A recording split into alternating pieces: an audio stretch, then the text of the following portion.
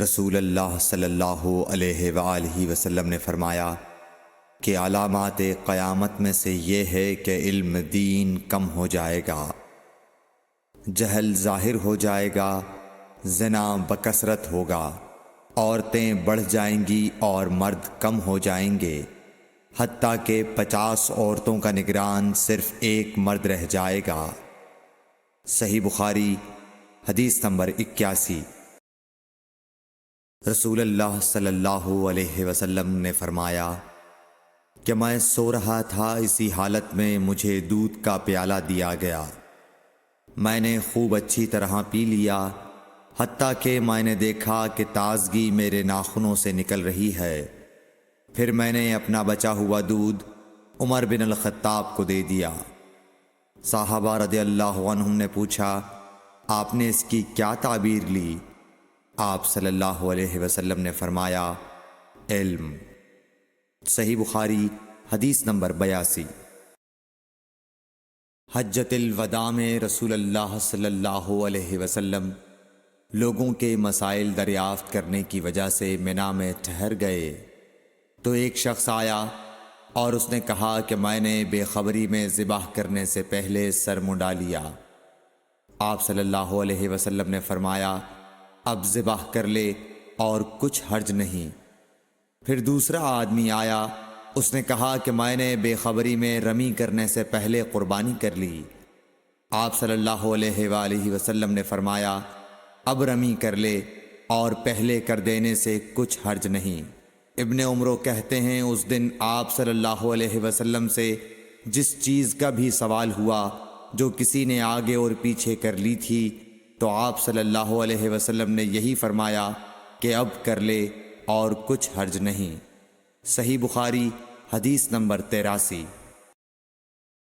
نبی صلی اللہ علیہ وسلم سے آپ کے آخری حج میں کسی نے پوچھا کہ میں نے رمی کرنے یعنی کنکر پھینکنے سے پہلے ذبح کر لیا۔ آپ صلی اللہ علیہ وسلم نے ہاتھ سے اشارہ کیا اور فرمایا، کچھ حرج نہیں۔ کسی نے کہا کہ میں نے ذبح سے پہلے حلق کر لیا۔ آپ صلی اللہ علیہ وسلم نے سر سے اشارہ فرما دیا کہ کچھ حرج نہیں۔ صحیح بخاری حدیث نمبر 84۔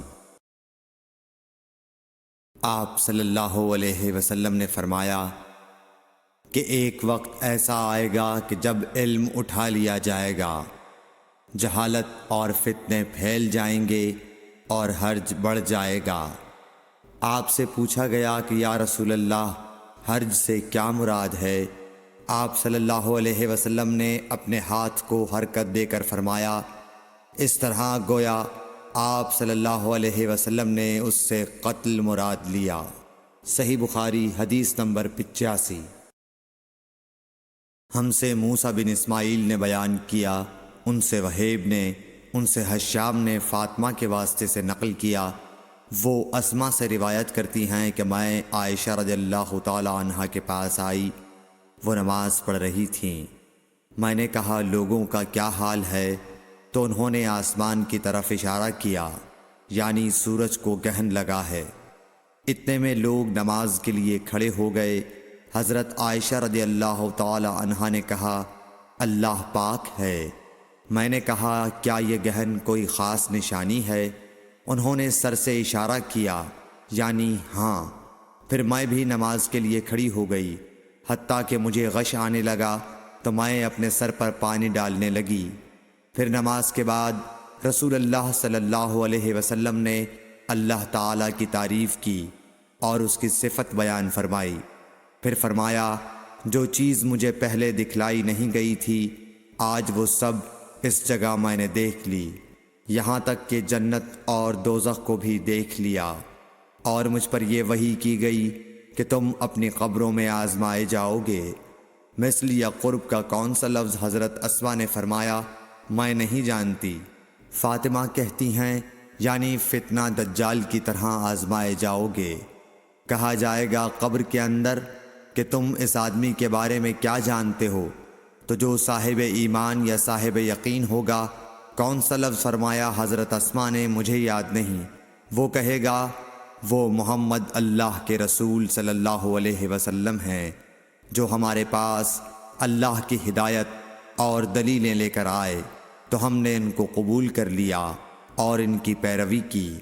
وہ محمد صلی اللہ علیہ وسلم ہیں۔ 3 بار اسی طرح کہے گا، پھر اس سے کہہ دیا جائے گا کہ آرام سے سو جا، بے شک ہم نے جان لیا کہ تو محمد صلی اللہ علیہ وسلم پر یقین رکھتا تھا۔ اور بہرحال منافق یا شکی آدمی، میں نہیں جانتی کہ ان میں سے کون سا لفظ حضرت اسما نے استعمال کیا، تو وہ منافق یا شکی آدمی کہے گا کہ جو لوگوں کو میں نے کہتے سنا میں نے بھی وہی کہہ دیا، باقی میں کچھ نہیں جانتا۔ صحیح بخاری حدیث نمبر 86۔ قبیلہ عبد القیس کا وفد رسول اللہ صلی اللہ علیہ وسلم کی خدمت میں آیا۔ آپ صلی اللہ علیہ وسلم نے دریافت کیا کہ کون سا وفد آیا ہے یا یہ کون لوگ ہیں؟ انہوں نے کہا ربیعہ خاندان کے لوگ ہیں۔ آپ صلی اللہ علیہ وسلم نے فرمایا کہ مبارک ہو قوم کو آنا یا مبارک ہو اس وفد کو جو کبھی نہ رسوا ہو نہ شرمندہ ہو۔ اس کے بعد انہوں نے عرض کیا کہ ہم ایک دور دراز کونے سے آپ کے پاس آئے ہیں اور ہمارے اور آپ کے درمیان کفار مضر کا قبیلہ پڑتا ہے۔ اس کے خوف کی وجہ سے ہم حرمت والے مہینوں کے علاوہ اور ایام میں نہیں آ سکتے، اس لیے ہمیں کوئی ایسی قطعی بات بتلا دیجئے کہ جس کی ہم اپنے پیچھے رہ جانے والے لوگوں کو خبر دے دیں اور اس کی وجہ سے ہم جنت میں داخل ہو سکیں۔ تو آپ صلی اللہ علیہ وسلم نے انہیں 4 باتوں کا حکم دیا اور 4 سے روک دیا۔ اول انہیں حکم دیا کہ ایک اللہ پر ایمان لائیں، پھر فرمایا کہ کیا تم جانتے ہو کہ ایک اللہ پر ایمان لانے کا کیا مطلب ہے؟ انہوں نے عرض کیا اللہ اور اس کا رسول زیادہ جانتے ہیں۔ آپ صلی اللہ علیہ وسلم نے فرمایا ایک اللہ پر ایمان لانے کا مطلب یہ ہے کہ اس بات کا اقرار کرنا کہ اللہ کے سوا کوئی معبود نہیں، اور یہ کہ محمد صلی اللہ علیہ وسلم اللہ کے سچے رسول ہیں، اور نماز قائم کرنا، زکوٰۃ ادا کرنا اور ماہ رمضان کے روزے رکھنا، اور یہ کہ تم مال غنیمت سے 5واں حصہ ادا کرو، اور 4 چیزوں سے منع فرمایا، دبا، حنتم، مزفت کے استعمال سے، اور چوتھی چیز کے بارے میں شعبہ کہتے ہیں کہ ابو حمزہ بسا اوقات نقیر کہتے تھے اور بسا اوقات مقیر۔ اس کے بعد رسول اللہ صلی اللہ علیہ وسلم نے فرمایا کہ ان باتوں کو یاد رکھو اور اپنے پیچھے رہ جانے والوں کو بھی ان کی خبر کر دو۔ صحیح بخاری حدیث نمبر 87۔ عقبہ نے ابو احاب بن عزیز کی لڑکی سے نکاح کیا تو ان کے پاس ایک عورت آئی اور کہنے لگی کہ میں نے عقبہ کو اور جس سے اس کا نکاح ہوا ہے اس کو دودھ پلایا ہے۔ یہ سن کر عقبہ نے کہا مجھے نہیں معلوم کہ تو نے مجھے دودھ پلایا ہے، نہ تو نے کبھی مجھے بتایا ہے۔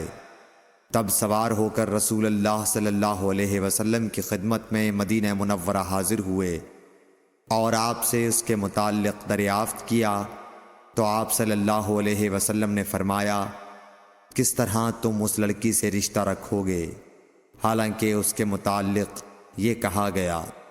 تب عقبہ بن حارث نے اس لڑکی کو چھوڑ دیا اور اس نے دوسرا خاوند کر لیا۔ صحیح بخاری حدیث نمبر 88۔ حضرت عمر سے روایت ہے کہ میں اور میرا ایک انصاری پڑوسی دونوں اطراف مدینہ کے ایک گاؤں بنی امیہ بن زید میں رہتے تھے جو مدینے کے پورب کی طرف بلند گاؤں میں سے ہے۔ ہم دونوں باری باری حضرت صلی اللہ علیہ وسلم کی خدمت شریف میں حاضر ہوا کرتے تھے۔ ایک دن وہ آتا، ایک دن میں آتا۔ جس دن میں آتا اس دن کی وحی کی اور رسول اللہ صلی اللہ علیہ وسلم کی فرمودہ دیگر باتوں کی اس کو خبر دے دیتا تھا، اور جب وہ آتا تو وہ بھی اسی طرح کرتا۔ تو ایک دن وہ میرا انصاری ساتھی اپنی باری کے روز حاضر خدمت ہوا۔ جب واپس آیا تو اس نے میرا دروازہ بہت زور سے کھٹکھٹایا اور میرے بارے میں پوچھا کیا عمر یہاں ہیں؟ میں گھبرا کر اس کے پاس آیا وہ کہنے لگا کہ ایک بڑا معاملہ پیش آ گیا ہے، یعنی رسول اللہ صلی اللہ علیہ وسلم نے اپنی بیویوں کو طلاق دے دی ہے۔ پھر میں اپنی بیٹی حفصہ کے پاس گیا، وہ رو رہی تھی۔ میں نے پوچھا کیا تمہیں رسول اللہ صلی اللہ علیہ وسلم نے طلاق دے دی ہے؟ وہ کہنے لگی میں نہیں جانتی۔ پھر میں نبی کی خدمت میں حاضر ہوا۔ میں نے کھڑے کھڑے کہا کہ آپ نے اپنی بیویوں کو طلاق دے دی ہے؟ آپ صلی اللہ علیہ وسلم نے فرمایا نہیں، یہ افواہ غلط ہے۔ تب میں نے تعجب سے کہا اللہ اکبر، اللہ بہت بڑا ہے۔ صحیح بخاری حدیث نمبر 89۔